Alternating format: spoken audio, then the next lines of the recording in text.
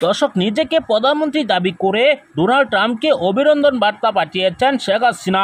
অন্যদিকে অন্তর্বর্তীকালীন সরকার প্রধান তিনিও নিজেকে প্রধানমন্ত্রী দাবি করে ডোনাল্ড ট্রাম্পকে চিঠি দিয়েছেন। এই ঘটনা নিয়ে রীতিমতো সারা বিশ্বে তোলপাড়, কেননা বিশ্বের মানুষই প্রথম দেখেছে এরকম কোনো কাহিনী। একটি দেশে দুইজন প্রধানমন্ত্রী দাবি করে একই ব্যক্তিকে চিঠি দিয়েছেন।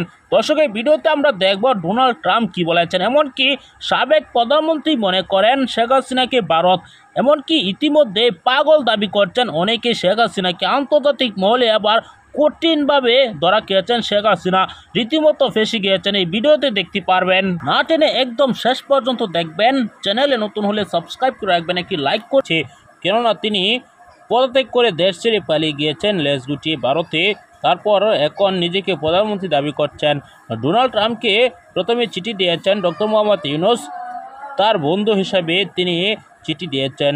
তারপর পরে দেখা যাচ্ছে যে শেখ হাসিনা তিনিও প্রধানমন্ত্রী দাবি করে ডোনাল্ড ট্রাম্পকে চিঠি দিয়েছেন।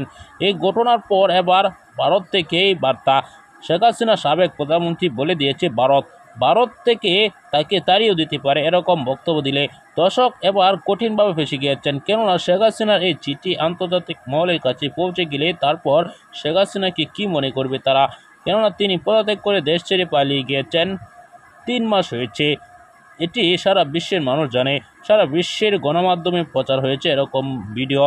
এরপর তিনি কিভাবে নিজেকে প্রধানমন্ত্রী দাবি করেন, এটি হাস্যকর বলে অনেকেই উড়িয়ে দিলেও কিন্তু এর পিছনে কোনো রহস্যও লুকিয়ে থাকতে পারে বলে অনেকেই ধারণা করছেন। দর্শক, আমরা পরবর্তীতে সকল আপডেটগুলো সবার আগে নিয়ে আসবো, অবশ্যই পেতে সাবস্ক্রাইব রাখবেন।